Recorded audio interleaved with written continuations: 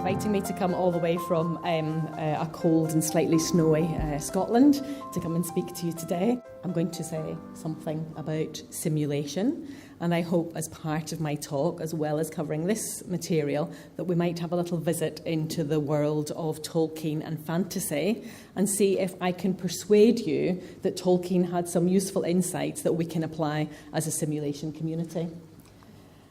Simulation isn't new. The Mesopotamians and the Romans used simulation, but we've seen a huge increase in the use of simulation in the last 2 decades, mostly driven by technology and the availability of new simulation technologies, but not just that, there are other drivers behind that as well. And as we see an increase in the practice of simulation, alongside that, we've also seen a very dramatic increase in the number of publications in the academic literature that's available about simulation. Could I suggest to you that the majority of the literature that there is available on simulation tends to be quite focused on the process of simulation? A lot of the literature has been criticised for being too descriptive, for lacking theoretical underpinning, and for not being sufficiently theoretically robust. A lot of it is, we did this with our simulation, it was very innovative, and we're describing to you how we made it work and what we did with that.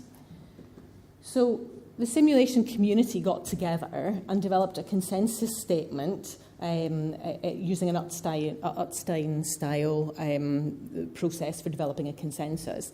And they came up with a consensus statement that said, in the academic world of simulation, we really need some good quality, theoretically underpinned and methodologically robust evidence for the output of these simulation activities. This is what we really want. This is the holy grail of simulation research. Does it work? Who does it work for? And in what circumstance does it work?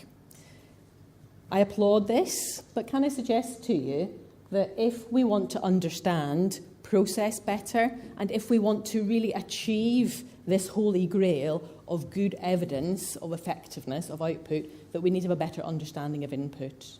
And this is what my research is all about. I'm trying to understand, in a systems sense, what is it that motivates people to engage with simulation, and what is it about their attitudes and their perceptions and their motivation that make effective processes deliver effective outputs from simulation. We already know a good deal about motivation. There's a very strong body of literature that tells us about motivation for learning. We know that there are both dependent and independent variables in motivation to learn. Some of these we can't do anything about, things like age, parental support, socioeconomic group, cultural background. These things influence motivation, but there are some things we can do things about. We can do things like enhancing self-efficacy, increasing patient responsibility. We know enhances motivation to learn. We can increase the sense that the learner has autonomy over their learning. All of these things enhance motivation. So I wondered, what is there? Is there something special about simulation that's different from other types of learning? And that was really the basis of research that I did. My research was qualitative. I used a qualitative methodology called framework analysis by Ritchie and Spencer. And I did group interviews. I recruited foundation doctors, medical students, anaesthetists, general practitioners, and I interviewed them in naturally occurring learning groups. So I went along to the occasions where they were already meeting for continuing professional education, and I interviewed them and I asked them, what would motivate you to go on a simulation course? What is it about your perception that makes you want to go again? And what's the impact that your previous experiences of simulation have had on your future intentions? And I'm sure you wouldn't be surprised at all to find that these are some of the things that they said. They basically said, we think simulation is good, we really value feedback, sometimes I feel a bit anxious in simulation, but overall, I think it is a good thing if it's done well. I asked them about motivation, but they told me about some other things that were quite important. You wouldn't be surprised to find out that they said things like, well, the cost and whether I can get time off work and whether the course has a good reputation. They discussed all those things which I call pragmatic moderators. But what was fascinating was the fact that they told me about realism. I asked them about motivation, but they kept coming back over and over and over again to talking about realism. And my existing knowledge of theories of motivation really had no place where the idea of realism fitted with our existing models of motivation. It was fascinating. Every time I asked them about motivation, they came back over and over and over again to talking about realism. So the perceptions of realism and the impact that that has on experience were very important to my participants. Their perceptions of relevance influenced their motivation, but that's not surprising. What will I get out of it? And these were obvious things. Well, it's a mandatory part of my professional group's training, or I think it's better than learning from a book, or, I appreciate the value of feedback. Learner safety was really important in simulation. And the phrase that I showed you in my little collection of balloons earlier, I don't want to look like an idiot. That phrase, verbatim, came up in at least 3 different professional groups. So whether you're an anaesthetist, a foundation doctor, a medical student, or a GP, the concept of not wanting to look foolish or look like an idiot was very important. And if I've got time, I might come back to that towards the end of the presentation. I started off looking at content and theme, but as I looked at content and theme in my data, I discovered that there was actually lots of fascinating use of language going on. And again, if I've got some time towards the end of the presentation, I might say something more specific about the use of language. But I think probably for this audience, you're probably most interested in this peculiar thing about realism. What is realism, and how does it influence motivation to engage with realism? There's relatively little relatively little theoretical literature about realism in simulation. One of the few and influential pieces of theory I used was Peter Dijkman's work. Dijkman has described immersive simulation as essentially a social learning experience, and he's described 3 different domains of realism. He said that there's physical realism, semantic realism, and phenomenological realism. And what he means by that is physical realism is, does the simulation look, feel, and sound like the real thing? Does this feel like skin? Does this feel like putting a chest drain in? Does it look the same as the machine or the device looks in real life? That's physical realism. He described semantic realism as the second domain. Would it happen like this in the real world? That's about timing. It's about team roles. Would the nurse behave like this? Would the registrar behave like this? Would the blood pressure change in this way? Would it happen like this? And Dijkman described a third level of realism, which he called phenomenological realism, which said, do I feel like this when I'm in this situation? So Dijkman had these 3 domains of realism, and actually when my participants were talking about realism, they talked about all 3 of these domains, and some elements were problematic in some domains, but not all of them. Realism is not a single concept, but it's happening on at least 3 different levels. I was quite interested in the idea that simulation is a little bit like entertainment. In fact, it's a lot like entertainment. And when one engages with simulation, in some senses, it could be a little bit like going to a movie or watching a book. So I went and had a look to see, what do people in the entertainment industry say about immersion in a fantasy world, a world that's different from reality? And so I started looking at the work of Tolkien. And maybe, if we've got time, we'll delve in a little bit. We'll go back in time a little bit to about 1939, and we'll see Tolkien, of course, wasn't just a fantasy author, but he was actually a very notable scholar in his own right, a scholar of linguistics and ancient languages. And let me just read you a little story about Tolkien. Tolkien presented his essay on fairy stories. He asserted that one touchstone of the authentic fairy tale is that it's presented as wholly credible.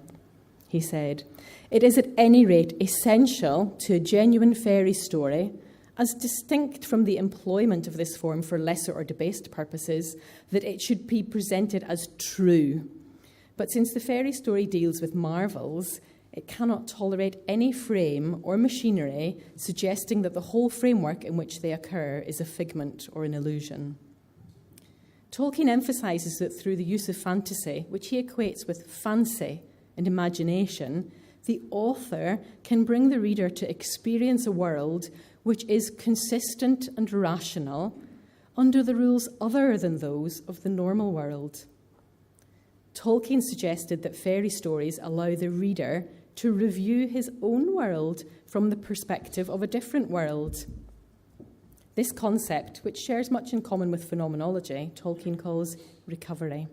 Recovery in the sense that one's unquestioned assumptions might be recovered and changed by another perspective. Secondly, he defends fairy stories as offering an escapist pleasure to the reader, justifying this analogy. A prisoner is not obliged to think of nothing but cells and wardens. And thirdly, Tolkien suggests that fairy stories can provide moral or emotional consolation through their happy ending. So then, what can the simulation community learn from Tolkien, master of fantasy? Much of the research and literature in simulation focuses on enhancing realism, in spite of the argument that more physical realism doesn't necessarily lead to better learning. So then, the entertainment industry can offer helpful insights, both in terms of language and conceptualization. For example, one could consider the experience of going to the cinema or reading a fairy story for the purpose of entertainment. The physical reality of the building or the seating have less impact on the overall value of the entertainment experience compared to the fictional content of the book or the movie. The audience can deliberately choose to suspend their disbelief for the purposes of enjoyment. It's suggested that there's a conceptual contract between consumer and director in relation to your suspension of disbelief. The audience deliberately choose to suspend their disbelief for the purposes of enjoyment. Even though they know that it's fiction, they can choose to believe that the fiction created is real. But curiously, there will be occasions when the contract breaks down and the suspension of disbelief is broken. So building on this example, you might go to the cinema with friends to watch a historical fiction movie. You will suspend your disbelief for the purposes of enjoyment. But if, however, you then spot a piece of a very modern technology, like an electricity pylon, if it's inconsistent with the historical period, it can cause a temporary breakdown in the contract of suspension of disbelief. Tolkien's essay on fairy stories discusses his creation of fantasy kingdoms in relation to reality. And he introduces a concept of primary reality and secondary reality. The primary reality is the seat, the cinema. The secondary reality is the other world or kingdom, which is entirely a fictional entity. Tolkien asserted that the characteristics of the secondary reality can be as creative or even fanciful as the author wishes, but he stresses that the internal consistency of the secondary world is essential to the suspension of your disbelief. This concept of primary and secondary reality could prove a very useful, a helpful additional framework for considering immersive simulation. And as Tolkien suggests, if the reality of the created world, i.e. the simulation, is internally consistent, then you can fully engage with the simulation. This is probably most pertinent to the domain of semantic reality, although it could apply to the other reality domains: physical reality, phenomenological reality. If we understand and give attention to detail in creating this internal consistency, we might be able to create more effective engagement and better learning, as well as being more cost-effective in our use of resources and simulation. Let me return now to Tolkien's words from fairy stories, but I've taken some license and I've changed some of the words to help us consider our own habits in design and delivery of immersive simulation. A touchstone of the authentic simulation is that it is presented as wholly credible. It is, at any rate, essential to a genuine simulation, as distinct from the employment of this form for lesser or debased purposes, that it should be presented as true. But since the simulation deals with marvels, it cannot tolerate any frame or machinery, suggesting that the whole framework in which they occur is a figment or illusion. A learner should experience a world which is consistent and rational, under rules other than those of the normal world.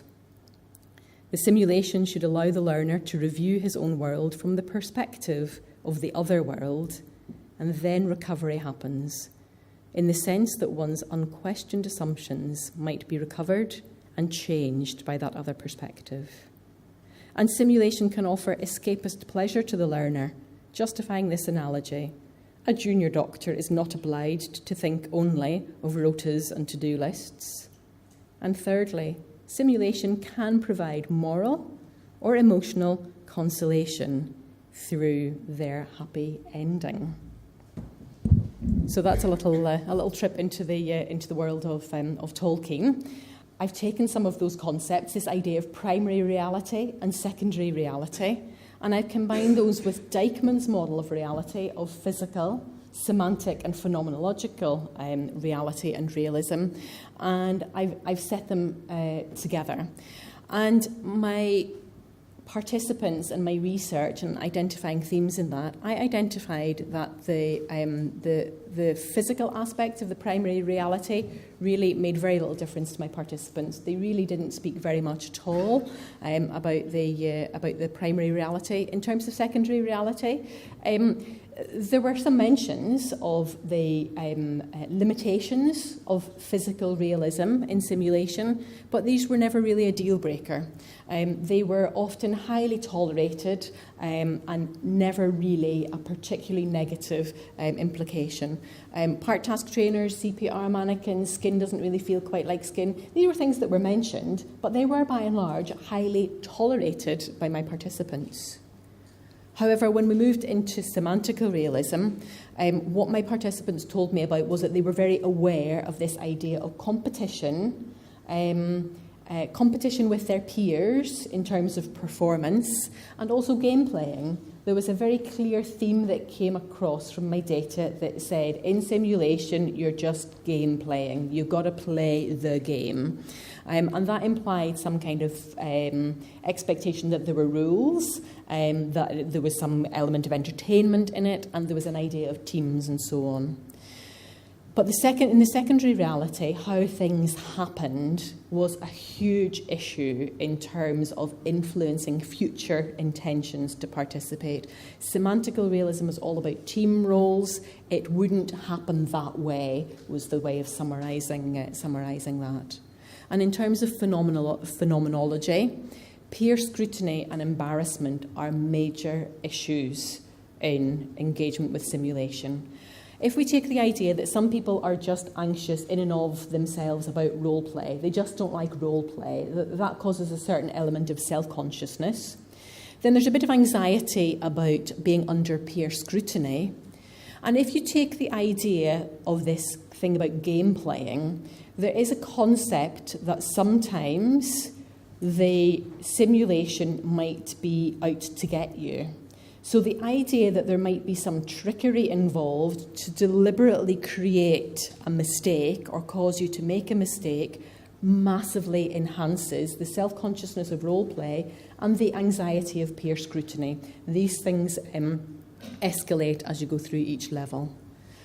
Anxiety was often described by my participants But they're ambivalent about anxiety. They do recognise that while anxiety can be a negative emotional experience, they also often placed value on anxiety, that actually they considered a positive part of their learning experience.